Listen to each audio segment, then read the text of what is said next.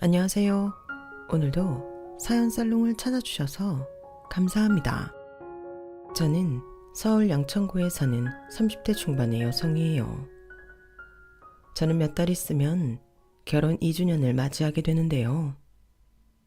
지금은 남편과 함께 평범한 나날들을 보내고 있지만 결혼하고 6개월 정도는 여기 사연 보내시는 분들만큼 황당한 일들을 겪었어요. 그 원인은 시어머니였고요. 저희 부부를 자기 돈줄 취급하면서도 저한테 함부로 굴던 시어머니였는데요. 저희 친정 부모님도 남들 앞에서 무시하더니 친정이 돈 있다는 걸 알게 되자 갑자기 태세 전환하며 저 모르게 뒤에서 별짓 다 했더라고요. 그걸 알고 어찌나 화가 났는지 몰라요. 지금은 시어머니와 손절하고 살며 안정을 찾았는데요. 그럼 저의 막장 시어머니 이야기 시작해 볼게요. 저희 시어머니는 엄밀히 말하면 큰어머니예요. 남편 어릴 적에 부모님들이 일하시던 시장에서 큰 불이나 부모님이 한꺼번에 돌아가시고 남편 혼자 남겨졌다는군요. 그런 남편을 딸만 둘 있던 큰 집에서 양자로 들였다고 하네요. 큰아버지, 큰어머니가 양부모님이 됐던 거죠. 시어머니는 남편을 아들로 키우는 걸 못마땅해 하고 처음에는 심하게 반대도 했다고 해요. 결국 남편의 할아버지께서 양자로 키우는 대신 땅을 주시겠다고 하셔서 그제야 받아들였대요. 처음부터 애정이 있어서 남편을 키웠던 게 아니라 그런지 시어머니는 시아버지 앞에서는 남편한테 잘해주는 척하고 아무도 없을 때에는 옆에 오지도 못하게 했다는군요. 시어머니와 시아버지가 결혼을 하실 때 시어머니는 뭐든 최고급에 남들 안 쓰는 것만 좋아해서 시아버지도 그 문제로 시어머니와 많이 싸웠다고 해요. 남편의 누나들, 그러니까 시누이들도 우리 엄마는 좀 심하다며 고개를 절레절레 흔들었다는군요. 남편과 나이 차이가 많이 나는 시누이들은 둘 다 결혼 전까지 남편을 정말 귀여워해줬다고 해요. 하지만 그런 누나들도 결혼을 하고 해외에서 살게 되어 남편은 집에서 늘 외로움을 느꼈다고 하네요. 시아버지는 남편이 고등학생 때 아르바이트를 해서 용돈을 쓰는 걸 보고 시어머니가 남편을 구박하는 걸 어느 정도 눈치채셨다고 해요. 이건 남편이 해준 말이에요.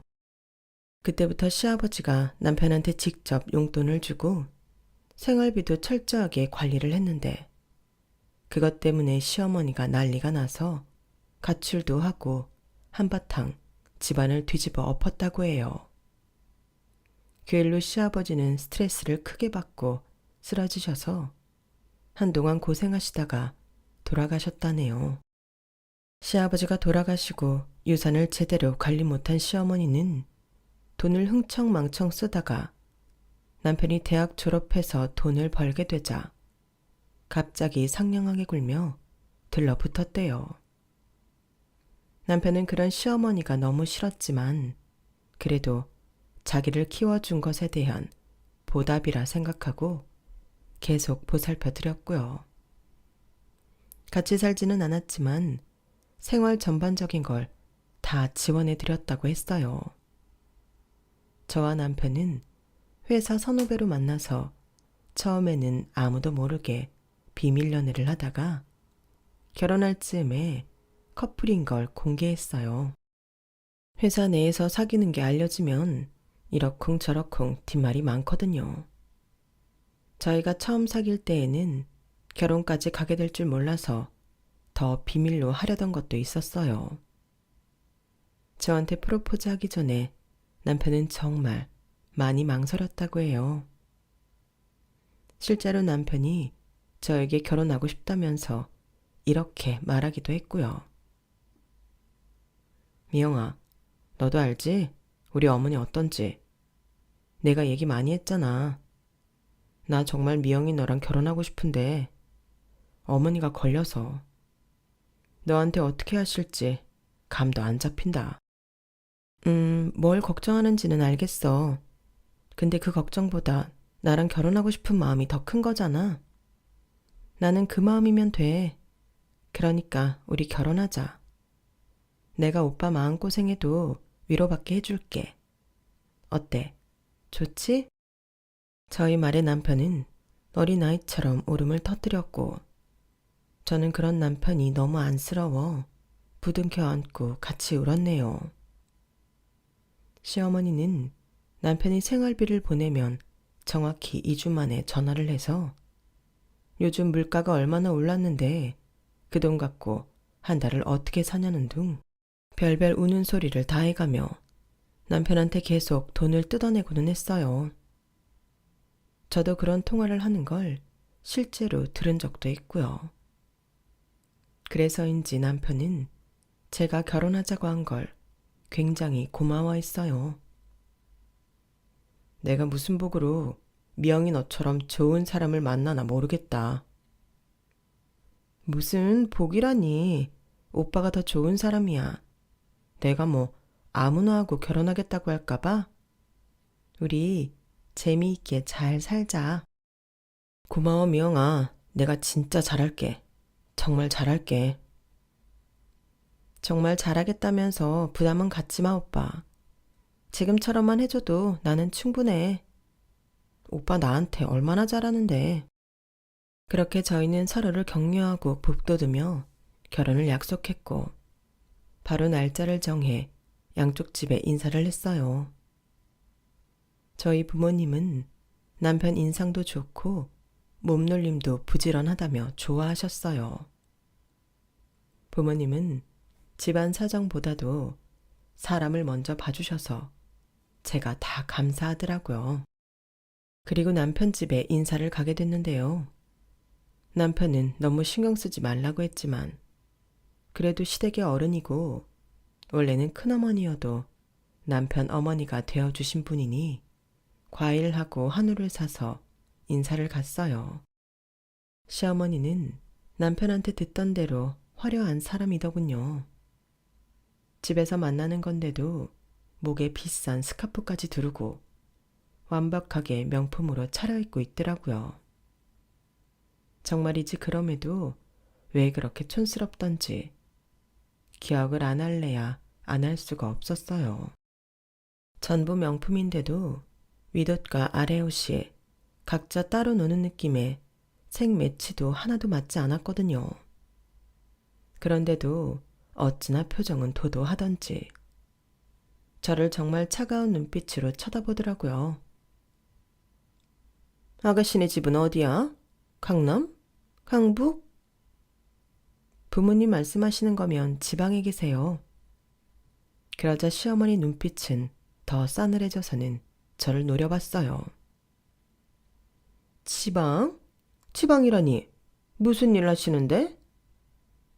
지금 특별히 하시는 일은 없고 바닷가 보이는 데에 아담하게 집 짓고 소일거리하며 사세요. 그럼 어떻게 먹고 살아? 연금이 있다 치고 다른 수입 있어? 어머니, 왜 그런 것까지 물어보고 그러세요? 저희는 그냥 결혼한다고 보고만 드리는 거예요. 쓸데없는 말씀은 하지 마세요. 이게 왜 쓸데없는 얘기야? 결혼했는데 처가가 못 살아서 네 돈 쓰게 되면 그게 뭐니? 혹을 떼도 모자랄 판인데 혹을 붙이는 꼴이 되는 거잖냐? 그런 결혼을 뭐하러 해? 누가 혹이라는 거예요? 그런 말씀 하지 마세요. 미영이 부모님, 저희한테 신세 지실 분들 아니에요. 설령 그렇다 한들 저는 자식된 입장에서 부담스럽지 않고요. 어머니한테 누가 제 혹이라고 하면 좋으시겠어요? 뭐가 어쩌고 첫째? 너, 내가 네 혹이라는 거야? 말 다 했어? 시어머니와의 인사는 이렇게 안 좋은 분위기로 끝났지만 남편은 처음부터 허락받으려고 간 거 아니니 신경 쓰지 말라고 했어요. 저희 부모님이 지방에 가 계신 건 원래 아빠 집안이 그쪽이라서 아빠가 나이 들면 거기서 몇 년이라도 살고 싶다고 전부터 말씀하셔서 엄마가 소원 들어준다고 내려가 계신 거였어요. 부모님 살던 아파트는 전세를 주고 있었는데 저희가 결혼하고 나면 그 아파트로 들어올지 아니면 그 아파트를 팔고 다른 집을 구해 세울지 고민 중이셨고요. 남편은 그런 자세한 이야기는 시어머니한테 하지 말라고 했어요. 어머니가 처가 사정 자세히 알면 또 뭘 어떻게 할지 몰라서 그래. 그냥 지방에 계시다고 하고 뭐라고 하셔도 장인어른 뭐 하시는지 말은 하지 말자. 남편이 시어머니한테 어머니라며 존댓말을 쓰는 건 처음부터 남편을 눈의 가시처럼 여기고 순전히 재산을 받으려고 집에 들인 티가 팍팍 났기 때문에 정이 안 가서라더군요. 시어머니도 남편이 어쩌다 반말을 쓰면 버릇없다며 혼을 냈다고 해요. 이러니 남편은 시어머니한테 정이 별로 없다고 해도 과언이 아니었어요. 그럼에도 시어머니 생활을 돌봐주고 있는 게 대단했죠. 저희가 결혼 준비를 진행하기 시작할 즈음에 시어머니는 저한테 따로 연락을 해서 불러냈어요. 예, 니네가 아무리 간소한 결혼을 하기로 했다고 해도 나는 작은 집 아들 데려다가 이만큼 키워서 번듯한 직장인 만든 값은 받아야겠다. 내 말이 냉정하게 들릴지 몰라도 사실은 사실이니까 어쩔 수 없다. 아무리 네 부모가 시골에서 근근히 살아간다고는 하지만 나 이대로 공들여 키운 양아들 보낼 수는 없어. 나 어디서도 이런 대접 받아본 적 없는 사람이야. 친정에서도 하나밖에 없는 딸이라고 다들 금이야 오기야 했는데 아들 보내는데 나한테 돌아오는 게 하나도 없다는 게 말이 되니? 이건 사돈이 별 볼 일 없으면 며느리라도 센스가 있어야 되는데 너도 눈치는 꽝인 것 같구나. 그래서 말인데 너 웨딩드레스 하는데 알아보니까 다른 옷들도 맞출 수 있다고 하더라. 나 거기서 니네 하객 인사할 때 입을 드레스 하나 해다오. 그리고 상훈이가 너한테 진짜 비싼 가방 사주더라. 마침 내가 상훈이 집 들이닥쳐서 알게 됐지 뭐냐. 하마터면 그런 것도 모를 뻔했어. 네가 나한테 거기 가방도 하나 사줘야겠다. 그 브랜드에서 제일 비싼 걸로 해라. 나 아들 장가 보내는 어머니 대접은 받을만 하다고 생각해. 아무리 친엄마가 아니어도 그렇지 나를 이렇게 홀대하면 못 참는다. 니네 부모 찾아가서 이 결혼 못한다고 할 거니까 그렇게 알아. 아님 나 네가 우리 상은이 앞으로 돼 있는 그 재산 탐나서 결혼하는 거라고 친척들한테 다 소문낼 거다. 우리 딸들한테도 그렇게 얘기할 거야.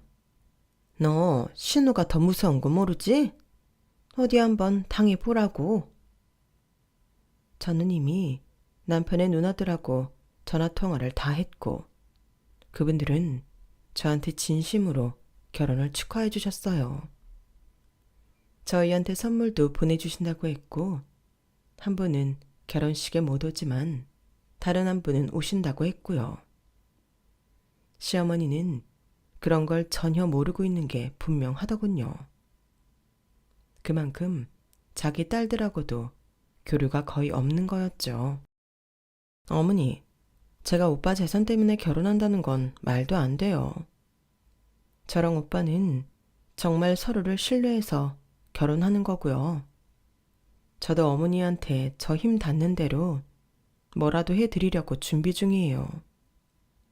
그런데 하객 인사 때 양가 어른들은 대부분 한복 입으시잖아요.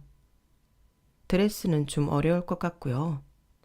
가방도 가격이 제 여력이 되지 않으면 그보다 조금 낮은 걸로 해드릴 수도 있어요. 그건 양해 부탁드릴게요. 라고 말하고 정중히 인사하며 일어나는데 시어머니는 제 얼굴에 컵에 있던 물을 확 뿌리더라고요. 정말이지 드라마에서나 보던 일을 직접 겪으니 어안이 벙벙하고 이게 꿈인가 싶어 말이 안 나오더군요. 너, 내가 우스워? 내가 상훈이 친엄마 아니라고 이러는 거지? 친엄마는 아니어도 내가 걔 큰엄마야. 양엄마이기도 하고. 근데 네가 감히 나를 이렇게 업신여겨? 너 이럴 거면 상훈이랑 당장 헤어져.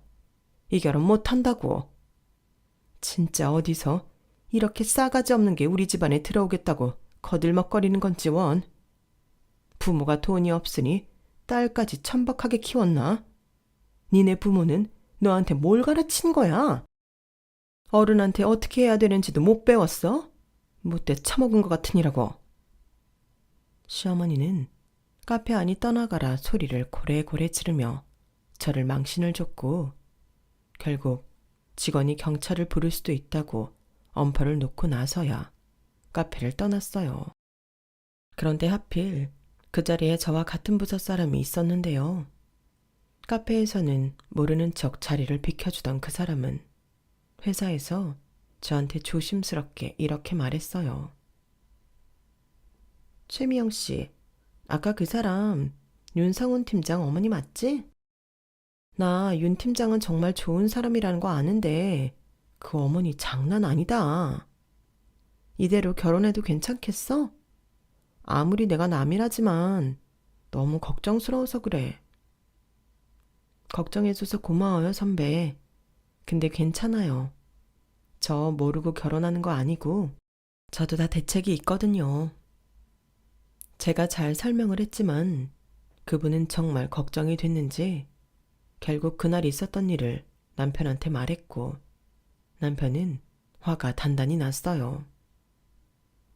내가 진짜 어머니 무슨 사고 칠지 조마조마하기는 했는데 선을 넘어도 너무 넘으셨네. 미영아, 어머니가 그러는 거 절대 그냥 넘어가지 마. 나한테도 다 말하고 어머니가 너한테 어떻게 했는지 나는 알아야 되지 않겠어?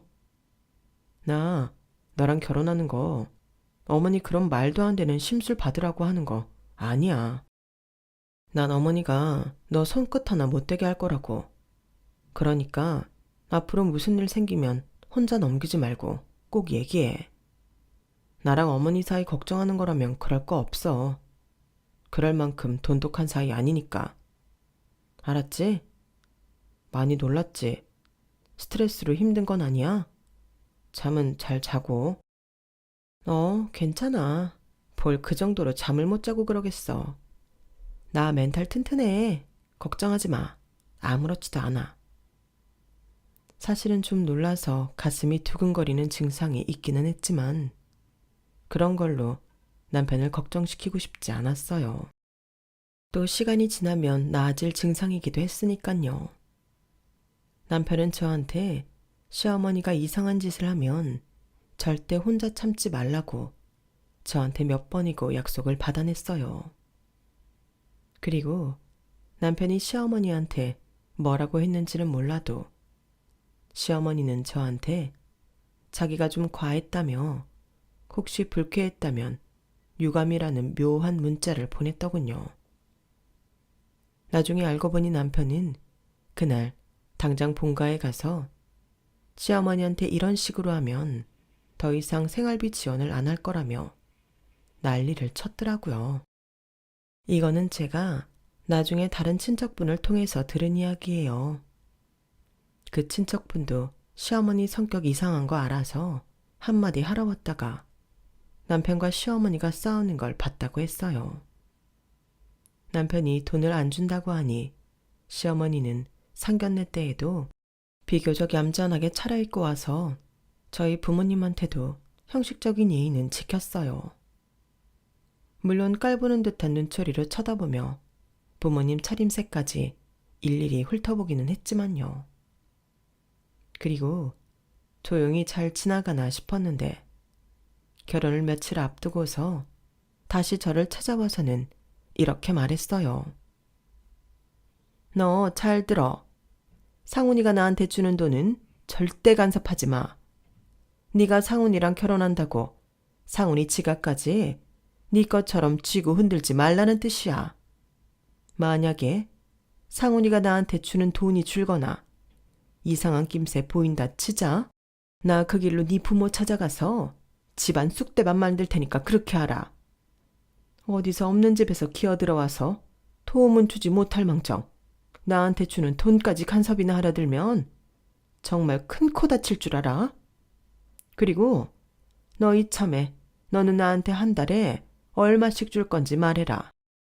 내가 이 결혼 얼마나 못마땅해 하는지 알지? 그래도 내 손으로 밥 먹어 키운 애인데 남의 집 멀쩡한 자식 데려가면 나한테 도리는 해야지. 100만 원이 힘들면 70만 원이라도 다오. 너 내가 말한 드레스도 안 했고 가방도 안 샀잖아. 나한테 해준 화장품 세트도 국산이잖아. 나 이런 거 써본 적 없어. 가방도 네가 산 것만도 못한 거 해줬고. 그러니까 내가 최소 70만 원씩은 받아야겠다. 지금 이 자리에서 그 약속 못하면 내가 결혼식장 깽판 쳐버릴 테니까 그런 줄 알아. 제가 어머니한테 용돈 드리는 건 제가 할 수 있는 선에서 할게요. 그걸 못 받아들이시고 결혼식에서 뭐 해보시겠다 하면 저도 가만히 있지 않아요. 사설 경호 업체 섭외할 거고요. 어머니가 이상한 행동 할라 치면 바로 내보내게 만들 테니까. 그렇게 하셨으면 좋겠어요. 저라고 시어머니한테 이렇게까지 하고 싶겠어요? 그런데 결혼을 망치겠다는 말씀을 서슴없이 하시니 저도 별다른 도리가 없어서 이러는 거예요. 시어머니는 먼저 자리에서 일어나 나가는 저한테 오만 욕을 다 퍼부으며 소리를 질렀지만 저는 아랑곳하지 않았어요.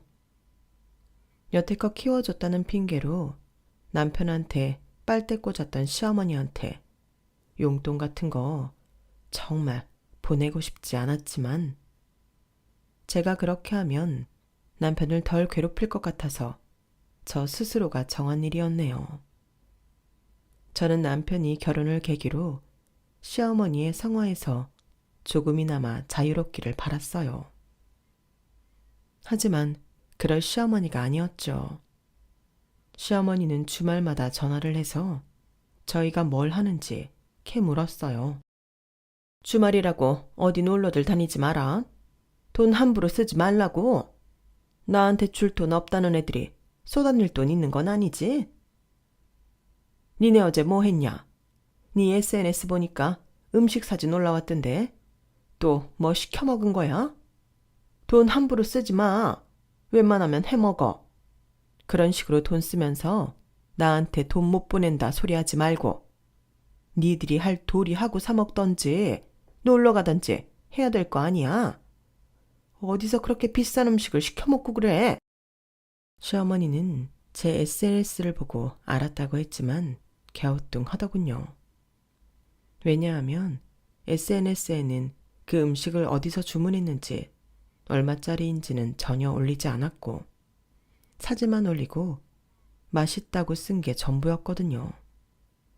그리고 저희가 어디 바람이라도 쐬러 가자고 말이라도 꺼내면 바로 전화해서 다니지 말라고 단속하는 것도 이상했어요.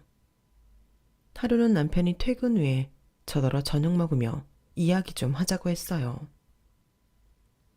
어머니, 어떻게 우리가 놀러갈 계획을 세울 때마다 아시는 건지 명희 너는 이상하지 않아? 나 그래서 오늘 우리는 나오고 집에 사람 불러서 이것저것 탐지하는 중이야. 탐지라니? 그게 무슨 소리야? 설마 어머니가 우리 집에 무슨 도청 같은 거라도 설치했다는 소리야? 그건 너무 나간 것 같은데 아무려면 어머니가 그런 것까지 했겠어. 나는 충분히 그럴 수 있을 거라고 생각하는데 아니면 어떻게 우리가 여행 계획뿐 아니라 잠깐 교회 가려고 하는 것까지 다 아는 것처럼 바로 전화해서 못 가게 하는데 이거 아니면 답이 안 나와. 뭔가 심어놨다고. 남편의 말은 사실이었어요. 업체에서 나와 조사한 결과 저희 집 벽걸이 TV 근처 콘센트에서 장치를 찾아냈거든요. 저희 결혼하고 딱 한 번 시어머니가 집에 온 적이 있는데 그때 선물이라면서 테이블을 업체 직원이 가져왔었거든요. 그 업체 직원이 장치를 설치했을 수 있겠더라고요. 남편은 장치를 들고서 바로 시어머니를 찾아갔어요. 아무리 자식집이라도 이러는 건 불법이에요. 제가 문제 삼으면 어머니 경찰서 가셔야 된다고요. 어머니, 뭐 때문에 이런 것까지 설치해서 저희를 감시하시는데요? 왜요? 저희가 어디 놀러 가는 게 그렇게 안 입고 오세요? 그래서 이걸로 듣고 있다가 저희 어디 간다고 하면 바로 전화해서 아무 데도 가지 말라고 하신 거예요. 어머니 용돈 줄어들까 봐요. 솔직히 니들이 나한테 연락이 없잖아. 늘 내가 먼저 연락하지. 니들이 나한테 제대로 안부 전화라도 하니? 그러니 괘씸해서 내가 니들 뭐하고 사느라 그런지 들어보자 싶었다. 니들이 잘했으면 내가 이렇게까지 했겠냐고. 그리고 나한테는 돈 없다고 하면서 둘이서 펑펑 쓸 수도 있는 거 아니냐? 결혼했다고 마누라한테 휘둘릴 것도 걱정되고. 나는 네가 마누라 말만 듣는 상등신 같은 남편은 되지 않았으면 해서 그런 거야. 핑계 없는 무덤 없다고. 어머니가 언제부터 저를 그렇게까지 생각해 주셨다고 이러세요? 이거는 범죄예요. 제가 이번에는 그냥 넘어가는데요. 또 이런 비슷한 일이 생기면 가만히 있지 않을 거예요. 그러면 정말 어머니랑 끝이라고요. 아시겠어요? 넌 그게 너 키워준 애미한테 할 소리냐? 내가 아무리 계모라도 그렇지. 범죄라는 둥 가만히 있지 않겠나는 둥 끝이라고 하지를 않나. 힘없고 능력 없으면 키워놓은 자식한테 이런 소리를 들어야 해? 정말 모질고 못됐구나 너희들. 이래서 집안의 며느리가 잘 들어와야 되는 건데 네가 쟤 만나고 나서 이상해졌어. 그런 거 아니거든요. 어머니가 심하다는 생각은 안 드세요? 계속 저희 탓하고 미영이 탓하시면 정말 지금부터 안 볼 수도 있어요. 라며 남편이 핸드폰으로 112를 누르자 시어머니는 그제야 남편을 붙잡고서 잘못했다며 빌었어요. 저한테도 다시는 무진 소리 안 하겠다고 했고요. 그 난리를 치고 난 후에 시어머니는 한동안 조용하셨어요. 그 사이에 친정 부모님은 서울에 다시 올라올 준비를 하셨는데요. 지금 전세를 주고 있는 아파트는 팔고 새 집을 사기로 했는데 엄마가 전에 암 수술했던 게 재발해서 좀 더 일찍 올라와야 했어요. 항암 치료를 시작하는 날짜가 아파트에 들어가는 날짜보다 빨랐거든요. 보름 정도 먼저 와 계셔야 했기에 저는 남편과 상의해서 저희 집에 모시기로 했어요. 멀쩡히 딸네 집이 있는데 다른 데 계시는 것도 도리가 아니잖아요. 남편은 일부러 회사에 휴가까지 내고 부모님을 모셔왔어요. 이러지 않아도 되는데 미안해서 어쩌나 윤서방. 휴가 이렇게 쓰면 안 되잖아. 아닙니다 장모님. 하루쯤 휴가 이렇게 써도 괜찮아요. 그리고 당연히 제가 모셔와야죠. 마음 편히 생각하세요. 그래야 저희도 편하니까요. 내가 미영이 아빠랑도 얘기했는데 너희 집에 있는 건 너네가 불편해서 안 될 것 같아. 나는 입원하고 니들 아빠는 근처 호텔 잡고 왔다 갔다 하시면 될 것 같다. 보름 있으면 되는 건데 니들 부담 주면 안 되지? 그래, 나도 그게 좋겠다고 했으니 윤서방 자네도 그렇게 알고 미영이 너도 우리 병원 근처에 내려다오. 제가 뭐라고 말을 하기도 전에 남편이 먼저 입을 뗐어요. 아닙니다 장인어른. 당연히 제가 해야 할 일인데요. 그러지 마세요. 저 부모님한테 정말 잘하고 싶습니다.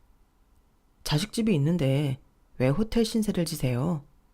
장모님도 힘들지 않으시면 집에서 천천히 다니세요.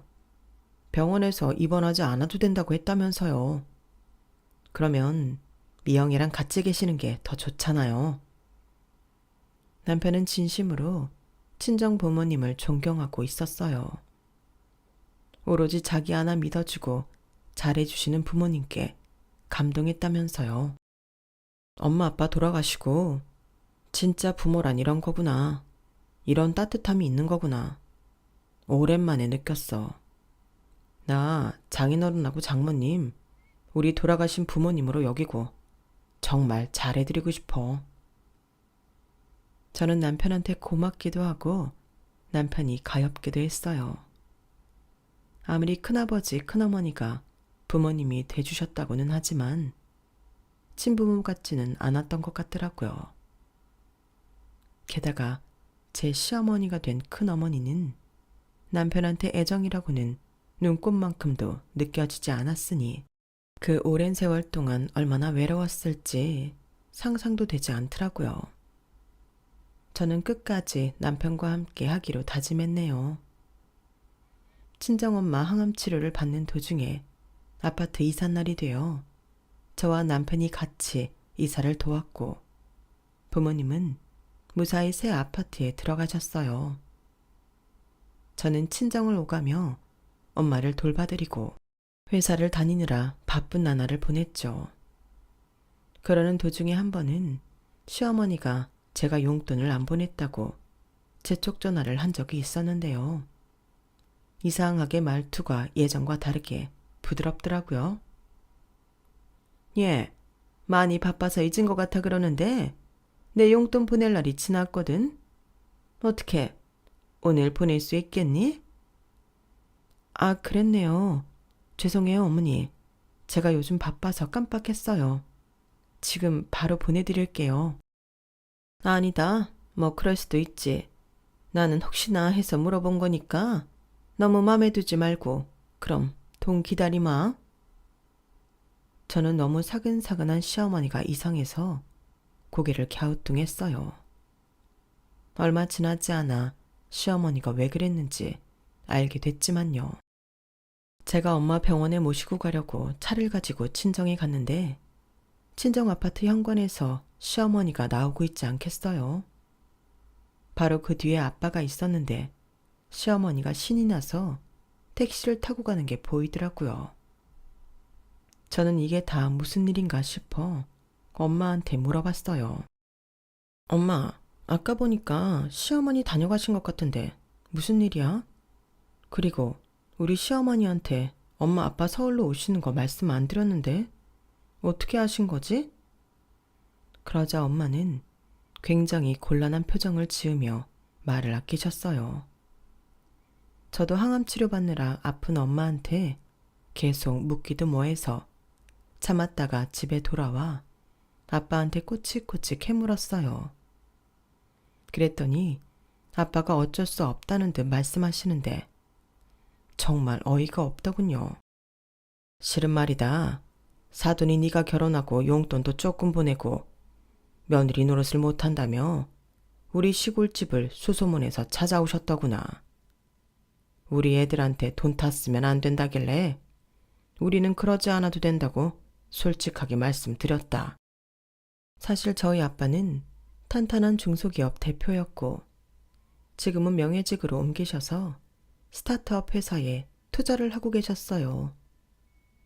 우리는 너 편하라고 사돈한테 한 달에 얼마간씩 보내드렸는데 요즘 자꾸 부동산 투자를 하라고 찾아오시는구나. 아빠는 그러면서 조금 난감한 표정으로 어렵게 말씀하셨어요. 실은 우리가 올라오자마자 찾아와서 자기가 상가를 하나 사고 싶다며 돈을 보태달라고 해서 1억을 해드렸는데 이제는 아예 우리더러 부동산을 사라고 하니 나는 지금 부동산을 사고 싶지도 않고 더는 건물을 늘릴 마음도 없어. 그래서 이런 말 안 하려고 했는데 자꾸 찾아와서 강요를 하니 나도 이제는 결단을 내려야겠다 싶고 너도 알 건 알아야 하지 않나 해서 말하는 거다. 저는 너무 기가 막혀서 할 말을 잃었어요. 갑자기 저한테 친절해진 것도 친정이 잘 사는 걸 알게 돼서 그런 거라는 걸 알고 나니 불쾌하기 짝이 없더라고요. 남편이 알면 충격이 크겠지만 그렇다고 그냥 지나갈 수는 없었어요.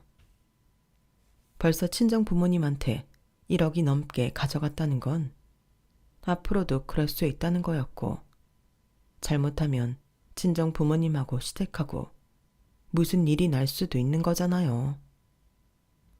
제 이야기를 들은 남편은 너무 어이가 없는지 허탈한 웃음을 짓더니 저녁 내내 아무 말도 하지 않더라고요. 설마 그런 일까지 할 줄은 남편도 생각하지 못했던 거죠. 남편은 다음날 아침 저한테 단호한 목소리로 말했어요. 이제는 안 되겠다. 결판을 내야겠어. 그리고 저희는 시어머니가 아빠한테 부동산 중개업자를 소개해 주겠다며 나오라고 강요했다는 말을 듣고는 그날 그 자리에 나타났어요. 저희를 본 시어머니 얼굴은 사색이 되더군요. 이게 어떻게 된 거야? 여기에 왜 네가 있어? 사돈, 혹시 사돈이 애들한테 말씀하셨어요? 네, 미영이가 어떻게 눈치를 채고 물어서 말을 했습니다. 아빠는 저희와 사전에 입을 맞춘 대로 말씀하셨어요. 아니, 얘들은 배짱이 없어서 투자 같은 거 어려워한다고 말씀드렸잖아요. 게다가 저를 오해도 잘하고요. 그래서 굳이 비밀로 해달라고 그렇게 말씀드렸건만 너무하시네요.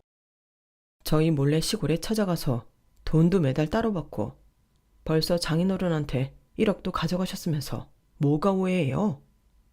어머니, 제가 매달 드리는 생활비에 미영이가 적지 않은 돈 드리는데 우리가 오해하고 말고 할 게 뭐 있어요?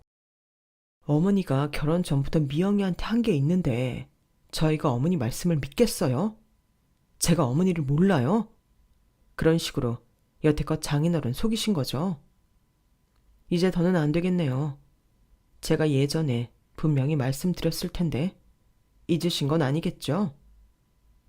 어머니, 저 어머니랑 인연 끊습니다. 어제 외국에 있는 누나들한테도 미안하다고 다 전화했어요. 오히려 누나들이 미안해하더라고요. 상훈이 너 결혼하고 이렇게까지 변할 수 있는 거냐? 내가 뭘 어쨌다고 그래? 나도 말년에 상가 하나 갖고 있으면 니네한테 아쉬운 소리 안 하고 궁색하지 않아 좋잖니. 너는 내가 부자가 되는 게 그렇게 싫으냐? 그리고 나 사돈한테도 좋은 일 하라고 이러는 거다. 그런데 어떻게 나를 그렇게 나쁜 사람으로 몰 수가 있어? 뭐? 네 누나들도 네 편을 들어? 그년들은 외국 나가서 지혜미 한번 들여다 보지도 않는 것들이야. 여기서 걔들 이야기가 왜 나와? 오죽하면 그러겠어요. 그러니 이제 그만하시고요. 저 진짜 이제 어머니 안 봅니다.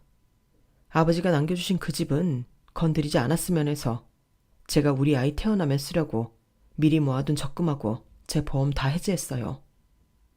이거 드리는 게 마지막이고요. 이제 저와는 끝내요, 어머니. 나는 정말 좋은 일 하려던 것밖에 없다. 사돈 잘 되라고 투자하시라고 하는 건데 네가 왜 이렇게까지 하는지 모르겠구나. 내가 1억 가져갔다고 이러는 거냐? 너야말로 이러는 거 네 장인한테 잘 보여서 나중에 재산 타먹으려고 그러는 거잖아. 네 속이 시커머니 나도 그렇게 보이는 거지. 너희가 이런 식이니 나도 사돈 만나는 거 말 안 한 거야. 나는 정말 순수하게 사돈 잘 되기를 바라서 소개하라는 거야. 시어머니 변명을 듣다 못해 제가 나섰어요. 어머니, 저희 다 알아보고 왔어요. 어머니 이거 커미션 받기로 되어 있잖아요. 그리고 여기 시세 그렇게 좋지도 않은데 저희 아빠한테는 왜 그렇게 비싸게 말씀하신 건데요? 그것부터가 아주 이상하죠. 이 부동산 중개업자도 아주 공사 잘 치기로 소문난 사람이던데요. 법망 요리조리 잘 피해가며 사람들 벗겨먹는다고요. 어떻게 우리 아빠한테 이런 사람을 소개해요? 이거 다 시어머니가 받아가는 돈 때문에 그런 거잖아요. 그러니까 이제 그만하세요. 그러자 시어머니는 갑자기 눈물을 흘리고 통곡했어요. 아, 사돈, 제가 이렇게 오해를 받습니다. 힘들게 아이 키워서 제가 효도도 못 받고 이게 뭡니까? 언제 날 힘들게 키웠어? 나한테 뭐 해준 게 있다고? 오죽하면 아버지가 돌아가시기 전에 당신한테 돈 한 푼 안 맡겼을까? 말이 되는 소리를 해. 남편이 버럭 소리를 지르자 시어머니는 놀라서 울음을 뚝 그쳤어요. 나 당신한테 용돈도 못 받아서 고등학교 때부터 아르바이트 했어. 그걸 보고 아버지가 나한테 몰래 용돈 주셨다고. 당신은 내가 시험을 보는지 무슨 일이 생겼는지 대학은 붙었는지 아무것도 몰랐잖아. 그래놓고 아버지 돌아가시고 재산 다 거덜내고는 나한테 들러붙었잖아. 나 여태껏 그런 거 다 참고 넘어갔는데 처가한테까지 들이대고 명의 자꾸 모함하는 거 진짜 못 참겠어. 내가 말했지? 당신하고 끝이라고. 큰어머니, 지금까지 정말 지긋지긋했습니다. 그러니 이제 끝냅시다. 앞으로 저랑 미영이도 돈 안 보냅니다. 남편은 단단히 못을 박았고 그 길로 저희 아빠를 모시고 그곳을 빠져나왔어요. 시어머니는 너무 놀라서 아무 말도 못하고 저희를 쳐다보기만 하더군요. 남편은 정말 시어머니 연락처를 다 차단했고 저희 신혼집도 내놓고 이사갈 곳을 알아봤어요. 그뿐 아니라 변호사를 찾아가 호적 정리까지 상담하더군요. 시어머니는 그제야 큰일이 났다는 걸 깨닫고는 저희를 찾아와서 미안하다며 다시 잘해보자고 했지만 남편은 꼼짝도 하지 않았어요. 그 뒤 시어머니가 저희 이사가기 전집 앞에서 행패도 부리고 난리도 쳤지만 저도 남편도 더는 시어머니한테 끌려다닐 수 없다는 생각에 꿈쩍도 하지 않았죠. 결국 저희는 이사를 했고 남편은 호적을 정리했어요. 모든 게 일단락된 날, 저는 남편 손을 잡으며 위로했어요. 고생했어 남편. 우리 이제 조금이라도 편하게 살아보자. 제 말에 남편은 눈이 그렁그렁 하더니 닭똥 같은 눈물을 뚝뚝 떨어뜨렸어요. 어찌나 짠하던지 제가 더 많이 울어버렸네요. 그렇게 저희는 시어머니와 연을 끊고 살게 되었네요. 친정에서도 시어머니 연락을 받지 않았고요. 시어머니는 친척들한테도 냉대를 받으며 혼자 살다가 결국 얼마 전 집을 팔고 지방으로 내려갔다는 소식을 들었어요. 저희가 지원을 끊은 후로도 계속 돈을 펑펑 쓰고 친척들한테 꽤 민폐를 끼쳤다더라고요. 저와 남편은 생전에는 시어머니를 보지 않겠지만 돌아가시고 나서 장례랑 제사는 모시기로 했어요. 그게 저희가 할 수 있는 최소한의 도리인 것 같아서요. 지금은 이제 얼마 안 있으면 태어날 저희 아이를 기다리며 행복한 시간을 보내고 있네요. 그럼 지금까지 제 이야기 들어주셔서 감사해요. 항상 건강하시고 행복하세요. 여러분, 사연 댓글에 응원과 현명한 조언 부탁드려요. 좋아요와 구독은 저에게 큰 힘이 됩니다. 오늘도 좋은 일 가득하세요.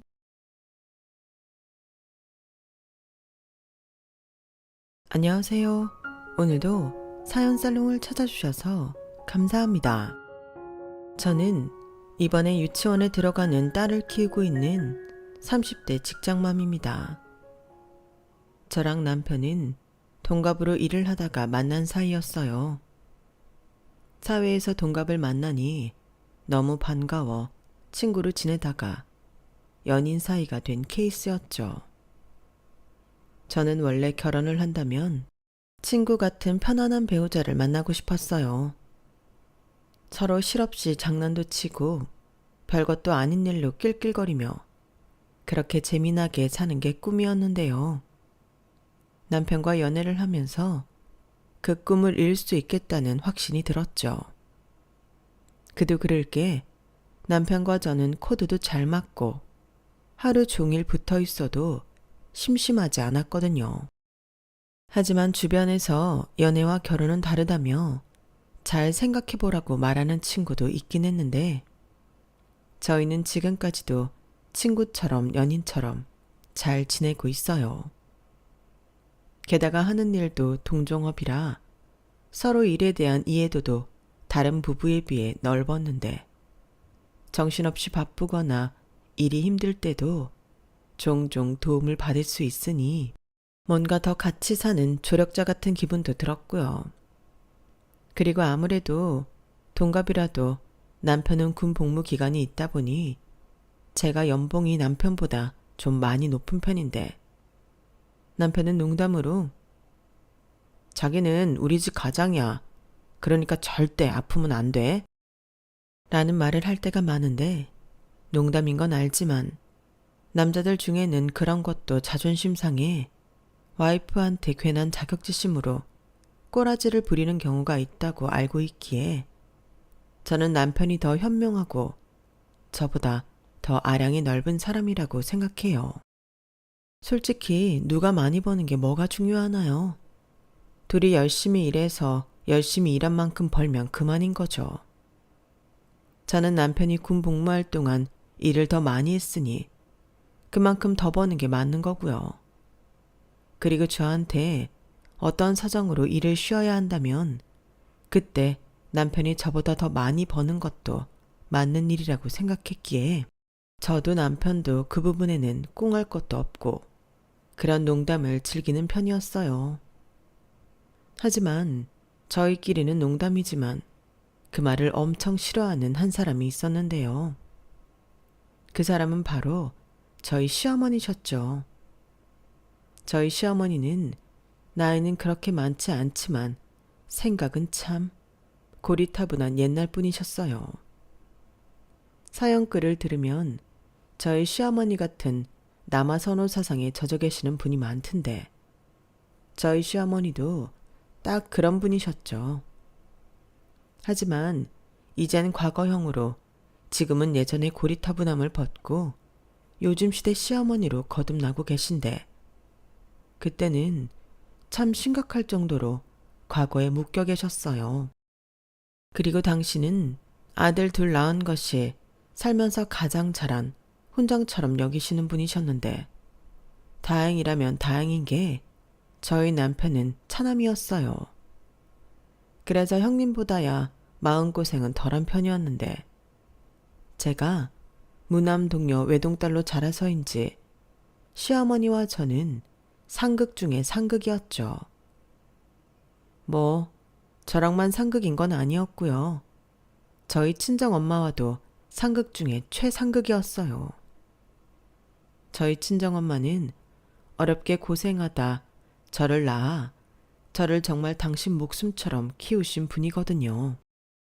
지금이야 시험관 아이 시술을 통해 임신하고 출산하는 경우도 많지만 그때 당시는 그게 비용도 많이 들고 흔한 일이 아니라서 엄청 고생하며 저를 낳았다고 늘 말씀하셨어요.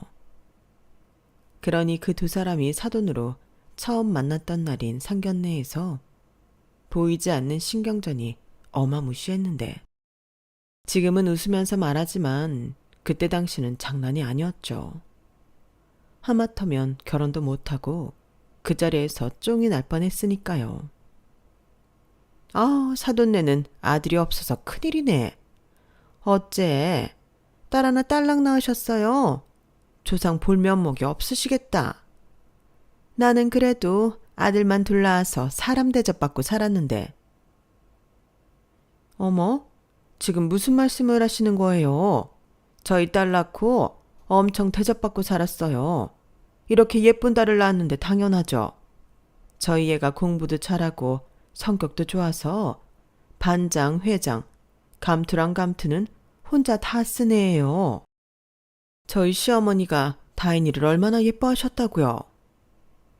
어머, 그래요? 참 신기하신 양반이네. 우리 시어머니랑은 아주 딴판이셔. 우리 시어머니는 아들 못 낳으면 바로 소박이에요. 며느리가 시집 왔으면 그 집 대를 이을 아들을 낳아야 하는 게 사명인데 그걸 못하면 그 집에 살 자격이 없는 거죠. 정말 듣기만 해도 숨이 턱 막히네요. 그런 시어머니 밑에서 고생하셨겠어요. 어머, 고생은요. 저는 건장한 아들을 둘이나 낳았는데 예쁨 받고 살았죠. 그래서 저는 우리 예비 며느리도 꼭 떡두꺼비 같은 아들, 덜도 말고 더도 말고 둘만 낳아줬으면 좋겠어요. 너 할 수 있지? 네? 글쎄요. 근데 저는 딸이 더 좋은데 요즘은 딸 없으면 엄마가 서운하대요. 들으셨죠? 요즘은 아들보다 딸이 최고예요. 그런 말도 있잖아요. 딸 둘 낳으면 금메달, 아들 딸 낳으면 은메달, 아들 둘 낳으면 목메달. 어머, 우리 안 싸던 분은 목메달이네. 뭐예요? 그리고 말이 나온 김에 말씀드리지만 저는 제 딸 시집살이 하는 꼴은 절대 못 봅니다. 저도 시집살이 안 했고요. 제 딸도 그런 거 모르고 살았으면 해요. 그래서 그러시지 않겠지만 혹여라도 괜히 제 딸을 시집살이 시키신다면 언제든 다시 데려올 거예요. 저는 제 딸 힘든 거 절대 못 봅니다. 제가 얼마나 노력해서 정성껏 키운 자식인데요.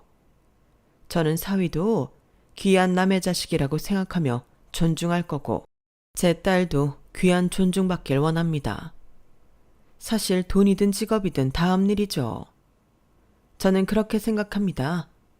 가족들한테 인정받고 배려받을 수 있는 곳에 시집 보내고 싶어요. 아니, 솔직히 너무 아까워서 시집 보내기 싫습니다. 그래도 어쩌나요? 우리 애가 아드님이 너무 좋다고 하는데 우리 애가 좋아하는 사위 제가 예뻐해야죠. 감사합니다, 장모님. 당시 예비 시어머니셨던 저희 시어머니는 남편이 넙죽 감사하다고 인사를 하자 인상이 엄청 험상궂게 변하셨어요. 그리고는 정말 이 결혼 시키고 싶지 않다는 듯 어머, 그렇게 아까운 따님을 왜 시집 보내시나요? 그냥 평생 끼고 사세요. 그리고 지가 잘하면 이쁨 받고 지가 못하면 미움받는 거지. 그걸 어떻게 존중해줘라 예뻐해줘라 할 수 있나요? 그리고 시집 보냈으면 그만이지. 다시 데려간다니. 저는 살다 그런 말 처음 듣습니다. 뭐 시집에서 나가라고 하면 그땐 데려가시면 되죠. 네? 아니, 사부인은 며느리를 도대체 어떻게 생각하시는 거예요?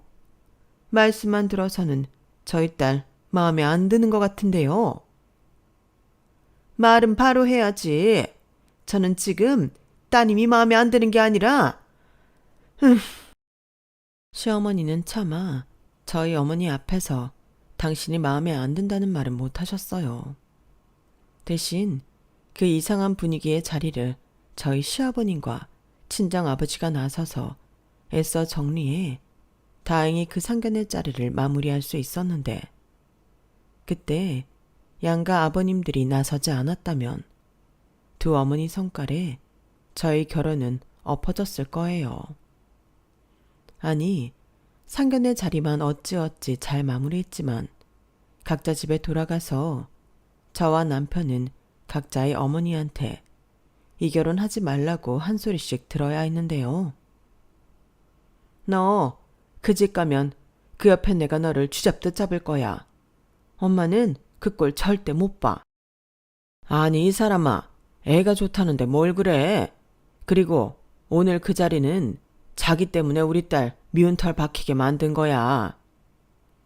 뭐야? 자기는 아빠라는 사람이 어떻게 그런 말을 해? 먼저 시작한 건 그쪽이었어. 그래, 나도 그건 인정해. 근데 그 뒤에 자기가 풀악셀 밟았잖아. 시집도 보내기 전에 애 데리고 온다고. 그야, 그 옆편네 하는 말이 꼭 꼭 그럴 것 같으니까. 됐어, 그만해. 당신이 그러면 다인이는 그냥 평생 우리랑 살다 독거노인 돼야 해. 그럼 좋겠어? 아빠도 그만해. 엄마 마음 내가 모르지 않아. 근데 나 정말 수연 씨랑은 잘 살 수 있거든. 우리 진짜 서로 잘 맞아. 엄마 아빠처럼. 엄마는 딸이 남편이랑 알콩달콩 재미나게 사는 게 싫어? 누가 싫대? 나는 그냥 네 시어머니 자리가 영. 나 엄마 딸이야. 나는 뭐 가만히 있나? 그리고 아니다 싶으면 내가 먼저 엄마가 데려가기 전에 돌아오지. 그래, 네 말이 맞다. 얘가 이런 애야. 근데 당신은 뭘 걱정해? 나는 하나도 걱정 안 돼. 뭐야? 자기는 어떻게 아빠가 그럴 수가 있어? 나는 그래도 걱정돼. 그래도 어쩌겠니? 네가 좋다는데. 대신 진짜 잘 살고 나중에라도 이건 아니다 싶으면 돌아와. 알겠어. 저는 겨우 그렇게 저희 엄마 마음을 달래놓았어요. 그리고 남편한테 들으니 그 집도 장모짜리가 너무 사납다고, 장가가면 기죽고 못 산다고, 그 집에 장가가지 말라고 했다는데, 저희 남편이 그럼 자긴 직장도 안 다니고 평생 백수로 부모 등골이나 파먹고 살겠다고 선언해서 네 마음대로 하라는 말을 들었다고 하더군요. 그리고 눈치도 없이 신이 나서 저에게 전화를 걸었는데요. 자기야, 우리 엄마가 네 맘대로 하라고 했으니까 이거 허락 맞지? 됐다. 우리 이제 결혼 준비하면 되겠다.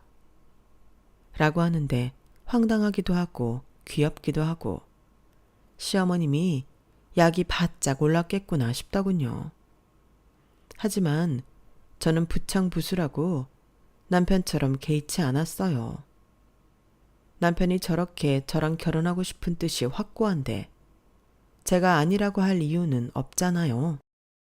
그리고 남편이 저랬다고 말하면 주변 사람들은 남편 될 사람이 너무 눈치도 없고 철이 없는 거 아니냐고 나중에 마누라 속도 뒤집어 놓을 거라며 걱정하는 말을 하곤 했는데 천생연분이라 그런지 저는 그게 남편의 매력이라고 생각했어요. 제가 좀 심각하고 진지한 분위기를 꺼려하거든요.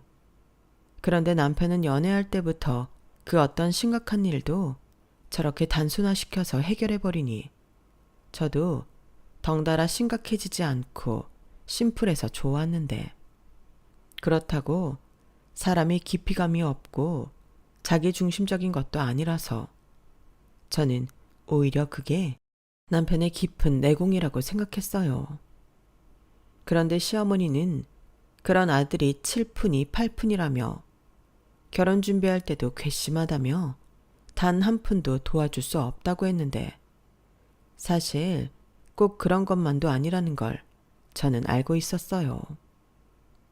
저희가 결혼 얘기를 주고받을 때가 장남이었던 남편의 형을 결혼시키고 얼마 지나지 않아서 시댁에서 저희를 도와줄 경제적 여력이 없는 걸 남편을 통해서 알고 있었거든요.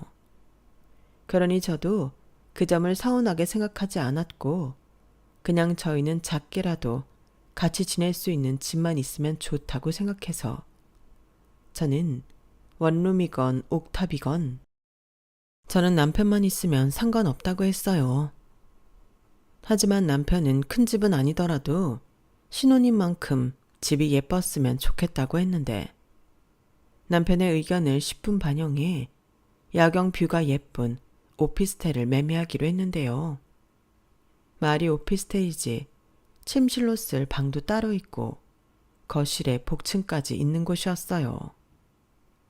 게다가 양가 도움 없이 결혼 준비를 하던 저희에게 오피스텔은 가구와 TV 빼고는 모두 필수 가전이 빌트인으로 되어 있었는데 아주 딱이었죠.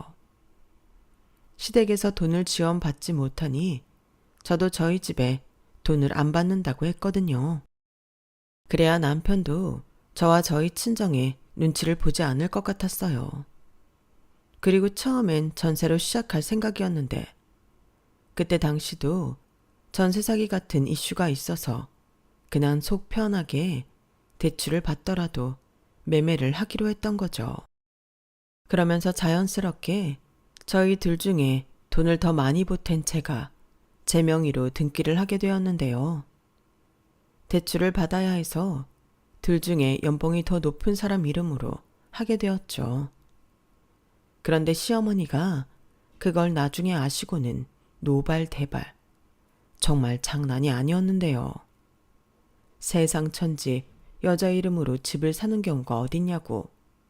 집은 무조건 남자 이름으로 해야 한다며 이미 등기까지 마쳤는데 당장 명의를 바꾸라고 저한테 불처럼 화를 내셨어요.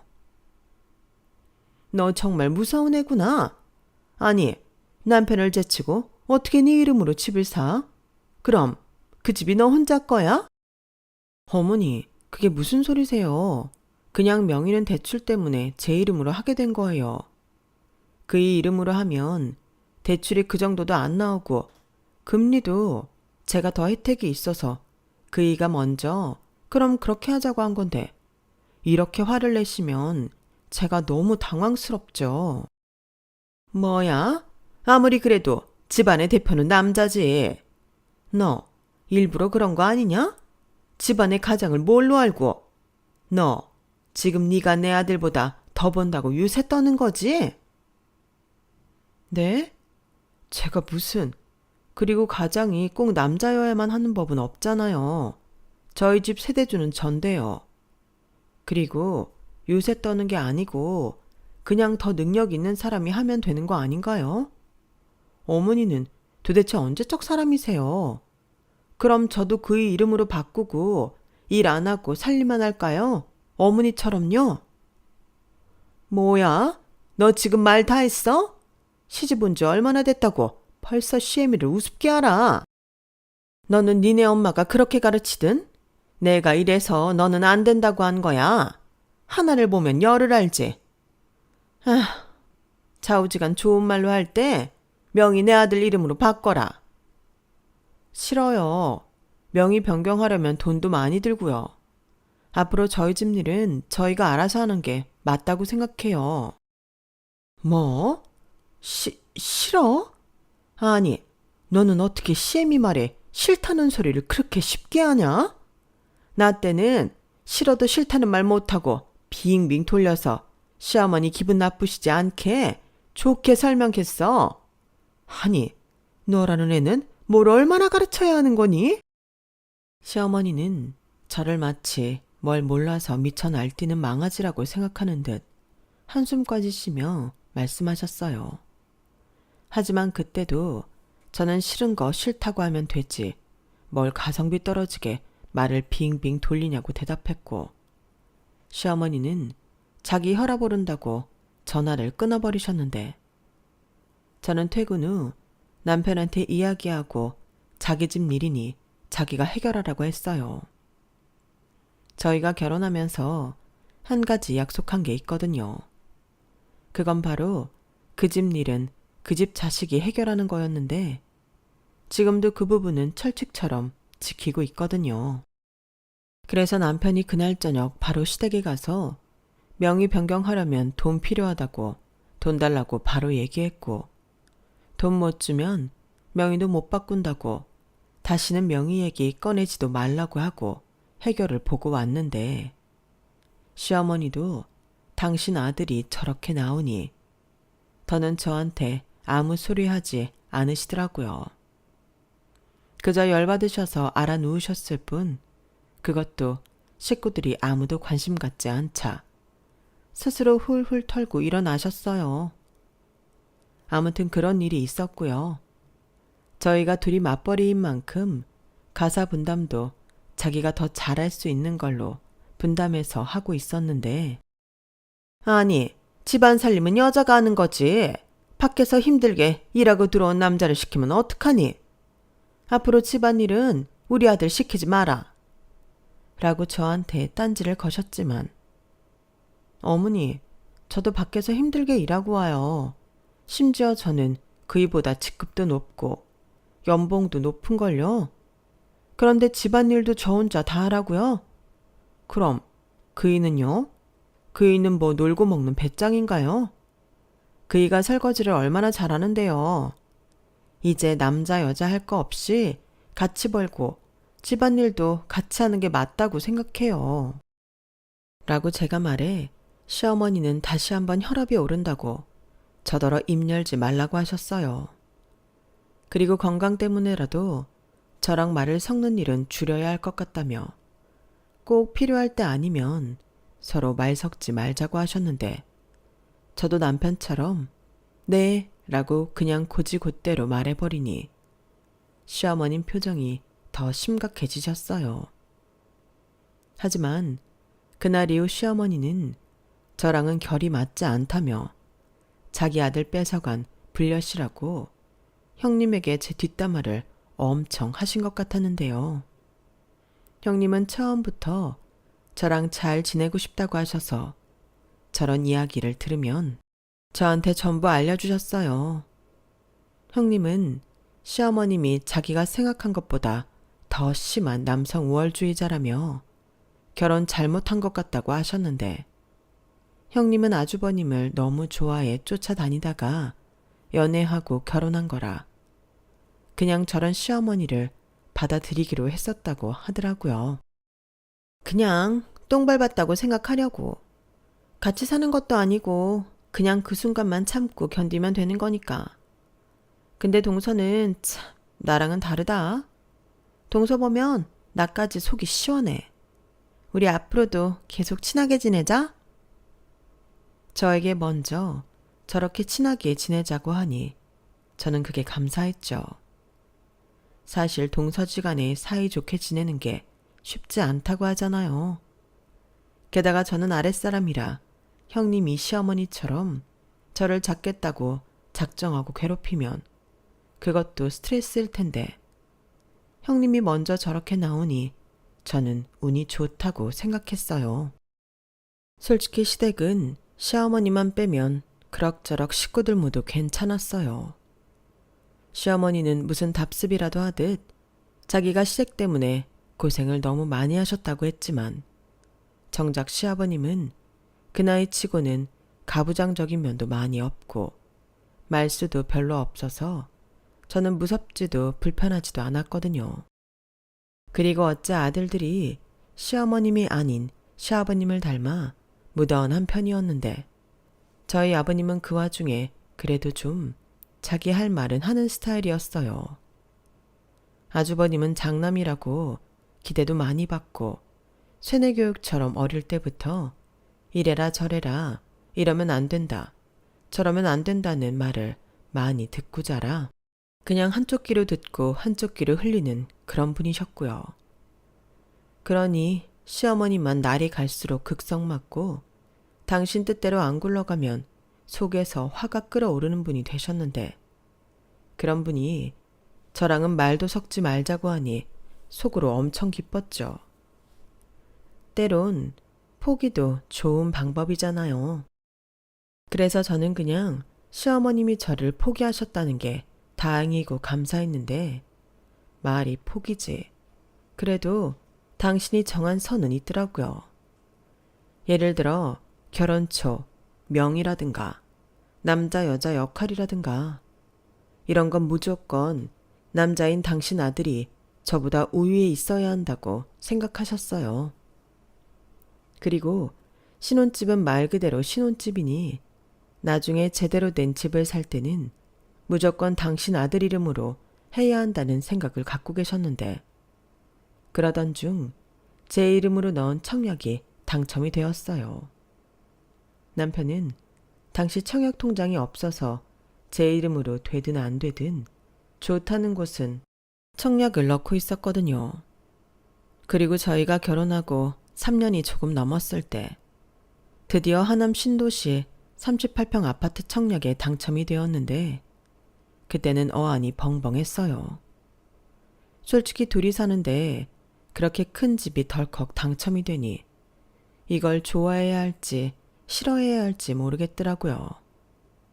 하지만 주변에서는 무조건 좋은 거라며 저더러 돈 벌었다고 축하한다고 하는데 그때 저도 이세 계획이 있어서 기쁜 마음으로 당첨된 아파트 입주를 결정했죠. 저보다 집에 대한 로망이 많은 남편도 엄청 좋아했어요. 저는 그저 세제 혜택을 보려고 들어놓다가 너도 나도 다 청약을 넣으니 좋은 줄 알고 남들 따라서 넣은 거였거든요. 뭐 계기가 어떻든 저희는 그렇게 신도시 브랜드 아파트에 입성하게 되었어요. 물론 바로 이사를 할 수 있는 건 아니었기에 그동안 오피스텔도 팔고 돈도 더 만들어야 했는데 이게 정말 장난이 아니더군요. 아파트를 짓는 동안 계약금 말고도 계속 돈을 부어야 하는 거였어요. 아직 완공이 되려면 한참 남았는데 있는 돈 없는 돈 전부 긁어 아파트에 붓기만 하니 생활이 좀 힘들어지더라고요. 거기에 설상가상으로 오피스텔은 신축 매매는 해도 구옥 매매는 잘 이루어지지 않아서 파는 것도 애를 많이 먹었는데 그렇다고 손해는 보고 나갈 수 없어서 마지막까지 골치가 아팠어요. 그러던 중 저희 친정에서 제가 돈 때문에 힘들어한다는 사실을 알고 금전적인 도움을 주시겠다고 하셨는데요. 결혼 초엔 저도 나도 돈 많아. 됐어. 그 돈 잘 갖고 있다가 노후 자금으로 쓰세요. 라고 하는 딸이었는데 갑자기 경제적인 여유가 사라지니 덥석 그 돈을 받게 되더군요. 그래서 그 덕에 저희는 무사히 신도시 신축 아파트를 분양받을 수 있었어요. 그리고 남편은 시댁에서 도움을 못 받은 만큼 이번에도 제 이름으로 분양을 받으라고 했는데요. 자기는 자기 앞에 아무것도 없어도 좋다고 했어요. 나는 내 이름으로 된 거 하나도 없으니까 너무 부담 없고 좋아. 솔직히 여보가 대출이 있으니 더 골치 아프고 신경 많이 쓰이지. 근데 나는 그런 거 챙기는 것도 잘 못하고 이번에도 잔금 대출 받아야 하는데 자기 이름으로 하는 게 유리하잖아. 그래도 지난번에도 어머님이 명의 가지고 뭐라고 하셨는데 이번엔 더 하시지 않을까? 그때는 오피스텔이지만 지금은 아파트잖아. 그러지 말고 공동명의 할까? 이거 왜 이래? 우리 다인이 안 보던 시어머니 눈치를 다 보는 거야. 공동명의하면 내가 뭐가 돼? 장인 장모님이 뭐라고 생각하겠어? 돈은 처가에서 받고 대출은 마누라 이름으로 받는데 숟가락 얹으라고? 싫어. 그래도 대출금은 같이 벌어서 같이 내는데 내 이름만 있는 것도 그렇지. 됐어. 청약 통장도 자기 거였고 청약 신청도 자기가 했잖아. 그것뿐이야. 아파트 완공되기까지 자기가 얼마나 바빴어. 서류하고 심사받고. 우리 엄마는 내가 알아서 해결할게. 나 못 믿어. 남편은 자신만만해하며 무조건 이번에도 제 단독 명의 하라고 했어요. 하지만 역시는 역시인 게 어머님이 연락을 하셨고 차포 다 떼고 바로 명의는 누구 앞으로 하냐고 물으셨는데요. 그래도 어쩌나요. 거짓말을 할 순 없으니 그냥 저도 제 이름으로 한다고 말했죠. 뭐야? 너 지금 CM이 넘어가는 거 보고 싶어서 그래? 내 아들은 뭐 헛수아비냐? 아직 입주 안 했으니까 지금이라도 명의 변경해라. 어머니, 그게요.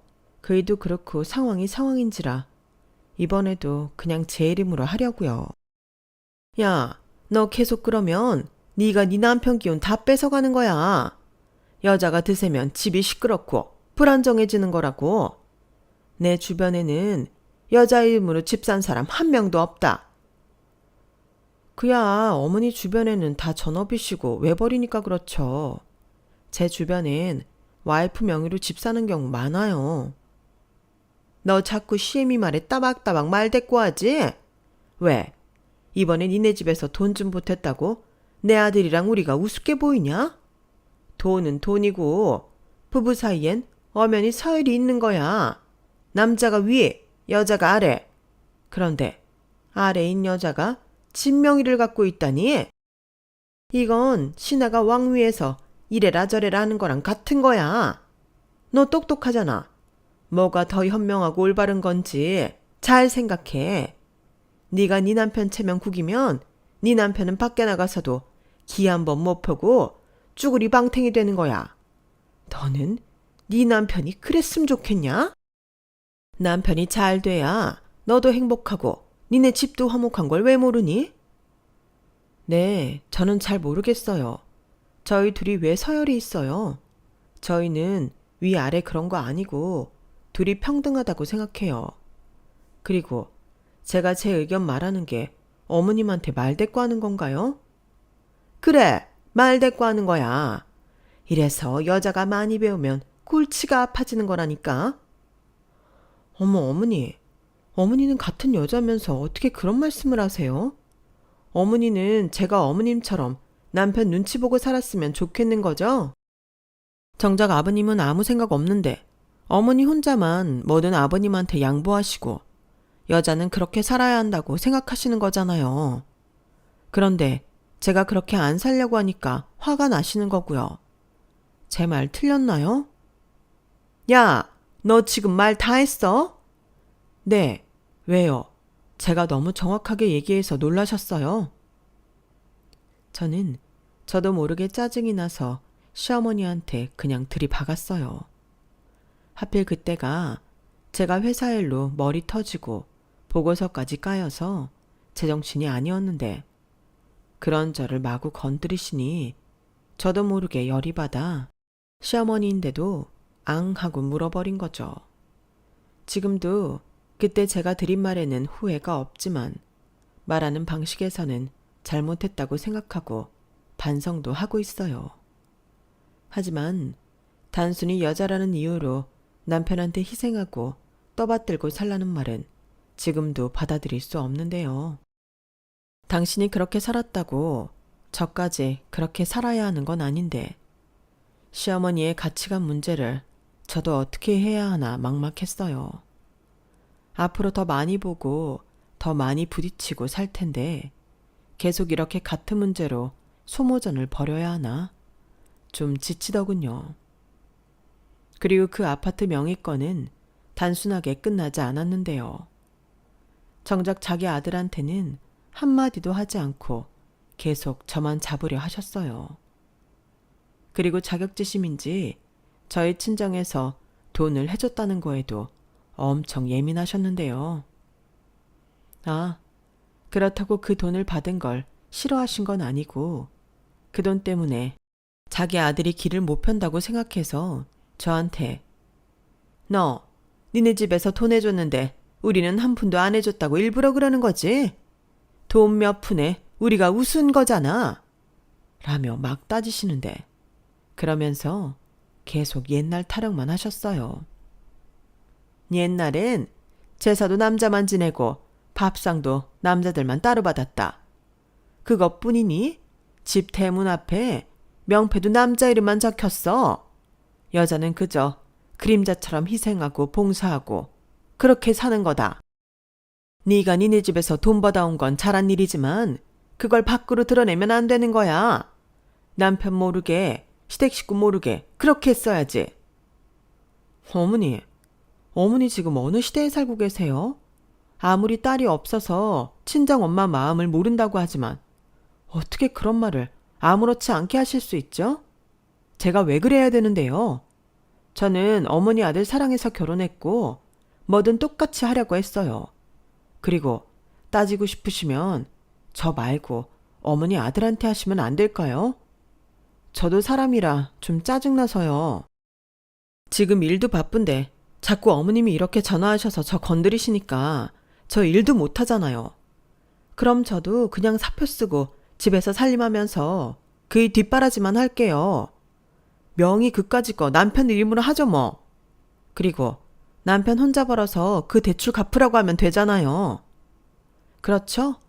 제가 진짜 내조의 여왕 한번 되어볼게요. 뭐야? 아니 요즘 세상에 남자 혼자 벌어서 어떻게 대출 갚니? 같이 벌어야지. 그러니까요. 그런데 어머니는 왜 필요한 것만 자꾸 옛날 타령을 하세요? 저는 어머니 세대의 여자가 아니에요. 아니, 설사 그렇다고 해도 그렇게 살기 싫어요. 시어머니는 제 말에 자존심이 많이 상하셨는지 눈물까지 보이셨어요. 그리고 울먹이면서 그래, 너 잘났다. 너 능력 있어서 아주 좋겠어. 누구 뭐 이렇게 살고 싶어서 살았는지 아니? 왜 너만 그렇게 혼자 잘났다고 나대는 건데? 나는 못했는데 왜 너는 하는 건데? 저는 정말이지 저건 또 무슨 말인가 싶으면서 그러면 안 되는데 남편한테 짜증을 냈어요. 당신 어머니 어떻게든 저한테 전화하지 않도록 하라고.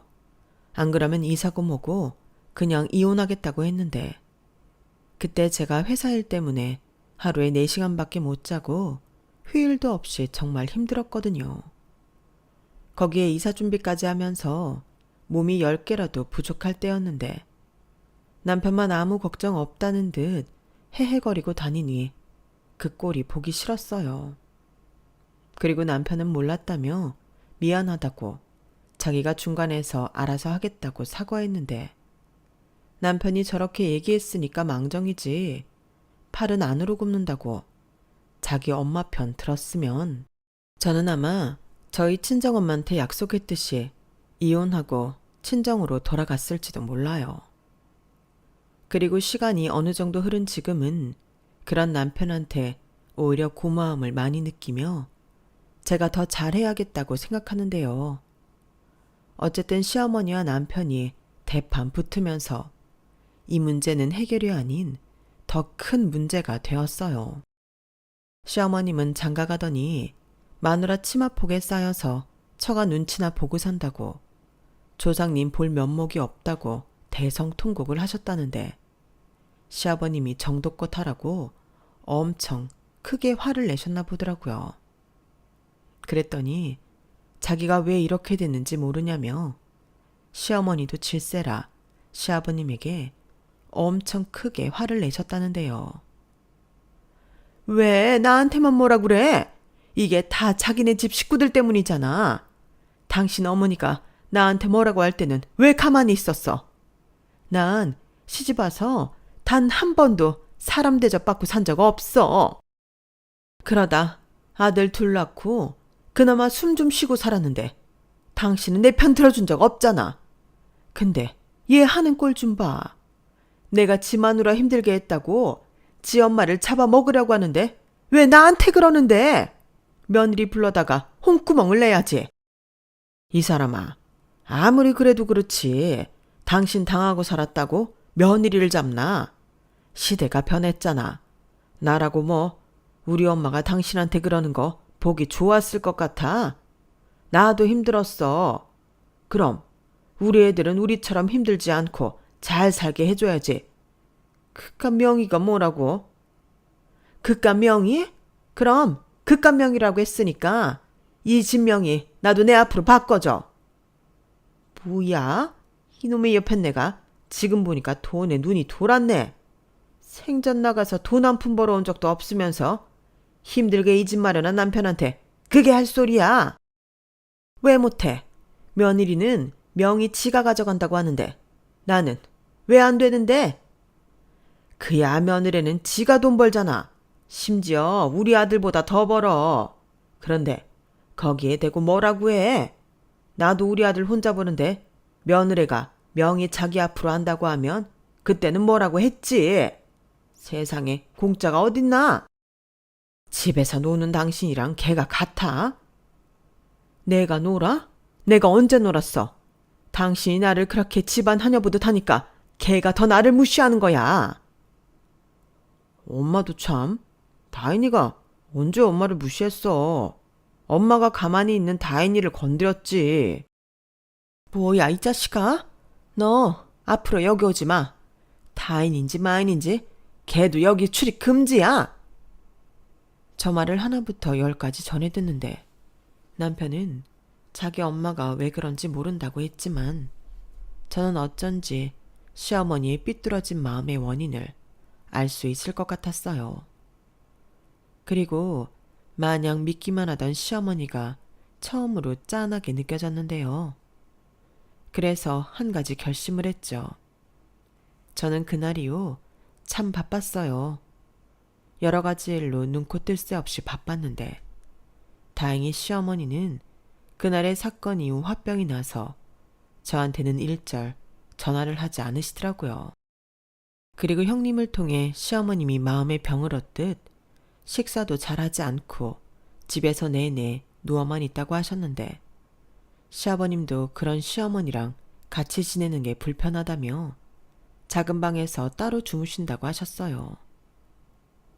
정말 지금 생각하면 그게 뭐라고 식구들을 전부 불편하게 만드는 건지 저는 도통 이해할 수 없었는데요.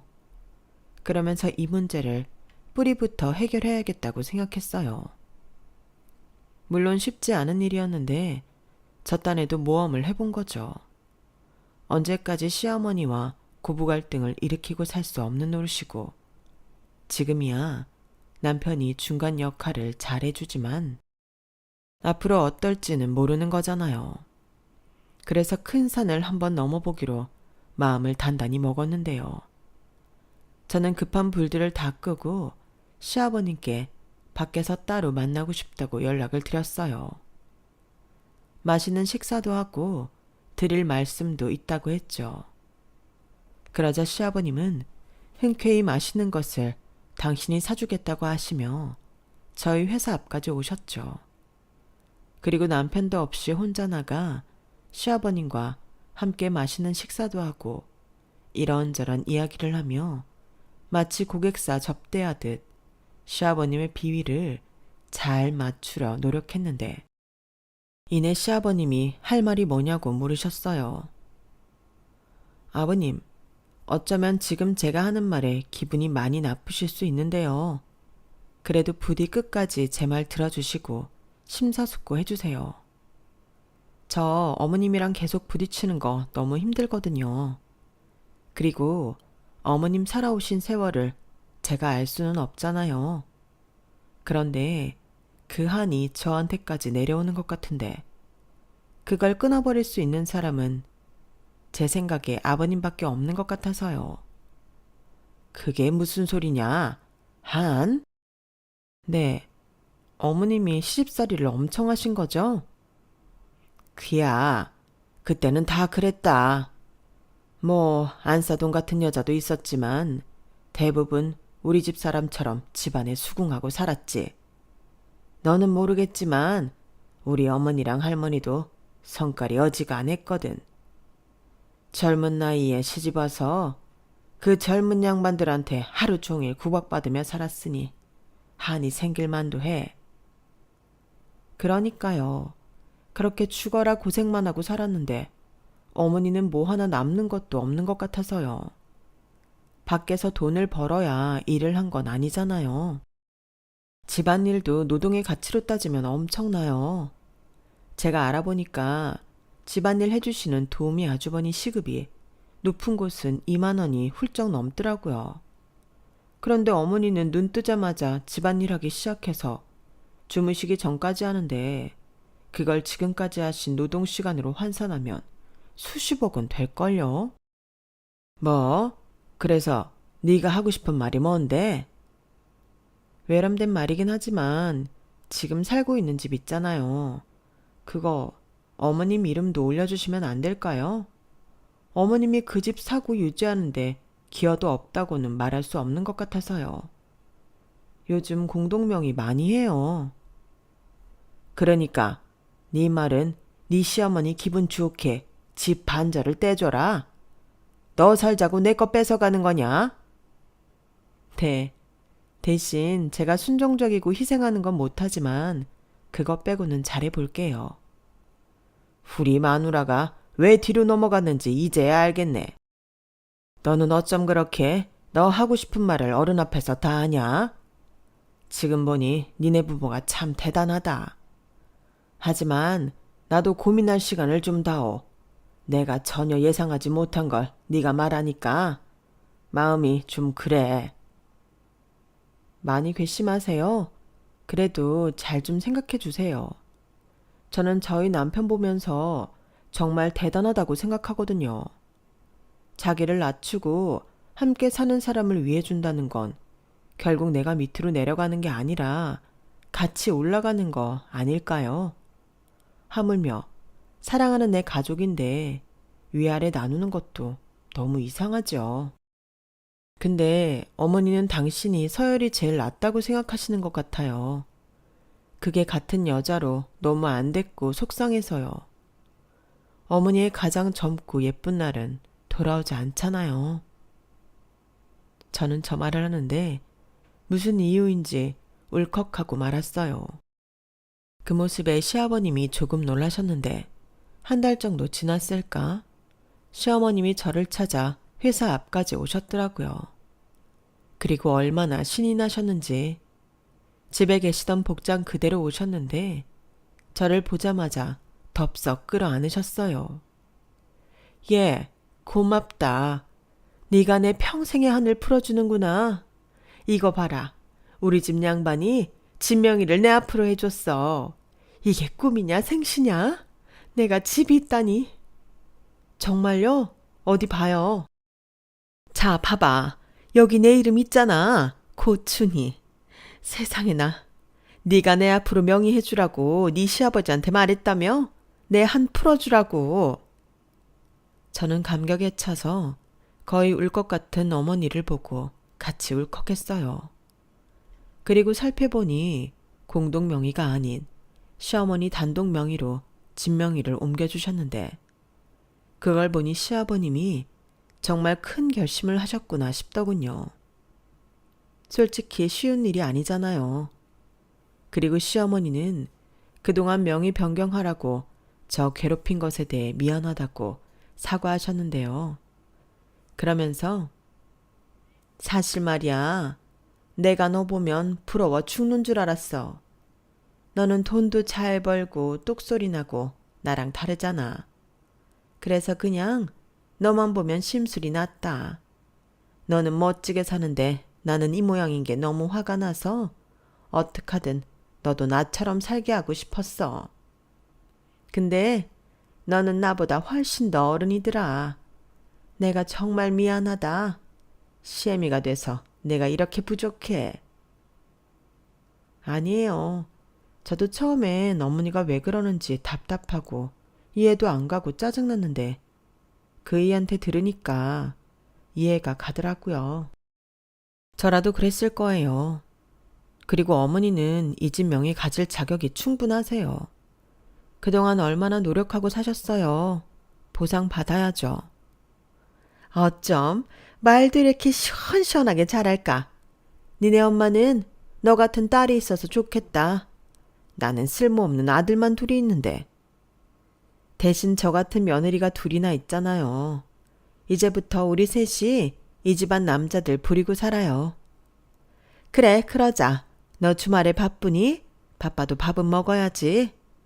너 꼭 우리 집, 아니, 내 집에 와라. 내가 너 좋아하는 걸로만 한 상 가득 차려줄게.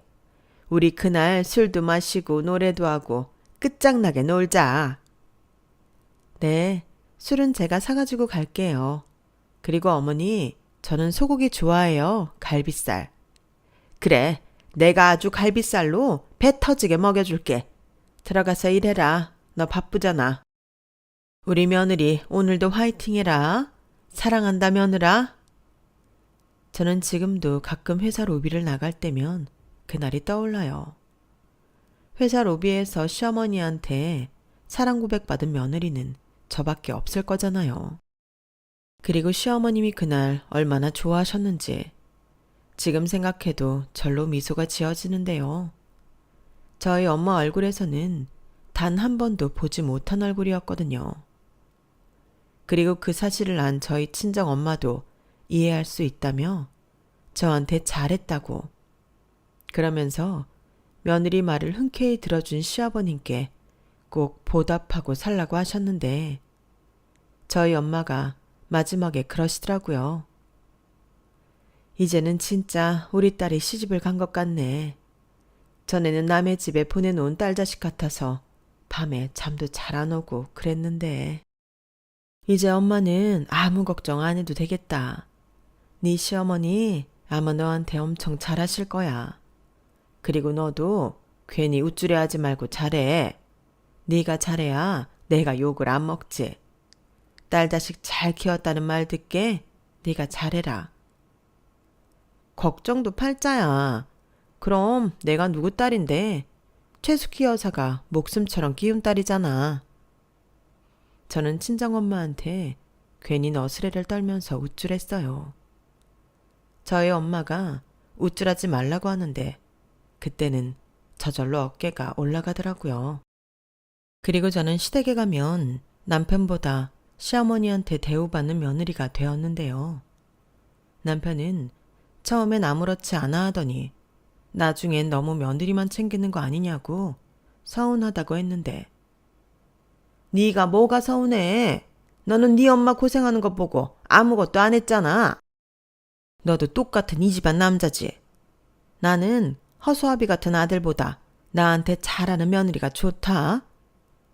라며 며느리들을 챙기시는데 이젠 누가 뭐라고 해도 며느리 바보가 되셨어요. 그 뒤 이사를 하고 알게 된 사실인데 제가 임신을 했더라고요. 그 소식을 양가에 전하고 넘치게 축하를 받았는데 형님네는 아직 아이가 없어서 양가 첫 손주였어요. 그렇다 보니 저희 시부모님이 얼마나 좋아하시던지. 그런데 시어머님이 저더러 아들 말고 딸을 낳으라고 하시는 거 있죠. 그 말을 들었을 때 얼마나 웃었는지. 그렇게 아들 예찬을 하시더니 이젠 아들 필요 없다고 무조건 딸이 최고라고 하시더라고요. 너는 무조건 딸을 낳아라. 아들 키우기만 힘들고 하나도 소용없어. 장가 보내놓으면 지 마누라만 챙기고 정말 키운 보람도 없이 밥맛이다. 근데 딸은 키울 때도 너무 예쁘고 시집 보내놔도 그렇게 엄마를 챙긴대. 그래도 집안 대를 이으려면 아들이 좋지 않으세요? 대는 무슨 그런 거 개나 줘버려. 너는 어느 시대 사람이니? 나는 이제 그런 건 아무 상관없다. 무조건 딸이 최고야. 이왕이면 너 닮은 손녀면 정말 좋겠어. 예쁘지, 똑똑하지, 현명하지. 얼마나 예쁘겠니? 어때요? 저희 시어머니 정말 많이 변하셨죠? 그리고 시어머니의 바람이 있어 그런지 저는 딸을 낳았는데요. 그때 온 식구가 저희 딸을 축복으로 맞아주셨어요.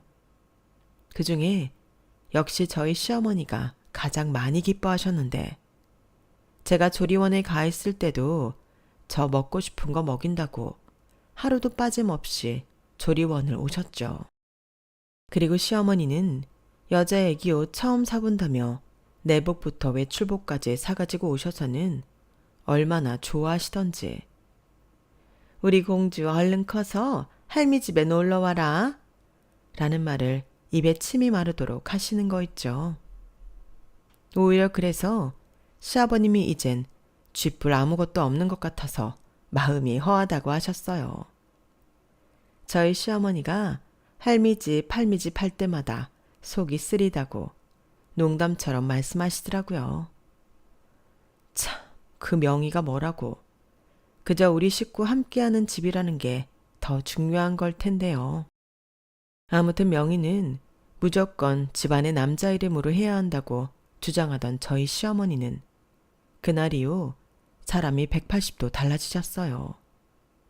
그리고 큰맘 먹고 명의를 바꿔준 시아버님께도 전에 없이 참 잘하셨는데 시아버님이 그러시더라고요. 제 말이 다 맞았다고요. 그런 말을 듣는데 저도 너무 기분이 좋았고 이젠 누가 뭐라고 해도 나도 이 집 식구구나 하는 소속감이 들었어요. 가족이라는 건 이런 건가 봐요.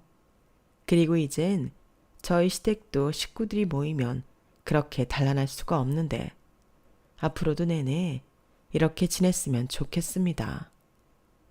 고부 사이가 나쁘면 너무 힘들더라고요. 괜히 신경 좀 버리고 피곤하잖아요. 그렇다고 손자라고 안 보는 것도 쉬운 일이 아니고요. 그런 면에서 저는 참 다행이라는 생각밖에는 들지 않네요. 덕분에 저는 형님한테도 점수 따고 이젠 친정 시댁 할 거 없이 어딜 가도 편하고 좋기만 합니다. 앞으로도 계속 쭉 이렇게 살고 싶어요. 그리고 이왕이면 계속 시어머니한테 예쁨 받는 며느리로 살고 싶은데요. 저도 많이 노력하며 살려고요. 제 사연은 여기까지였어요. 제 사연 재미있게 들으셨나요? 저는 이만 마지막 인사를 올리겠습니다. 지금까지 제 사연 들어주셔서 대단히 감사드려요. 항상 행복하시고 건강하시길 진심으로 바라겠습니다. 안녕히 계세요. 여러분, 사연 댓글에 응원과 현명한 조언 부탁드려요. 좋아요와 구독은 저에게 큰 힘이 됩니다. 오늘도 좋은 일 가득하세요.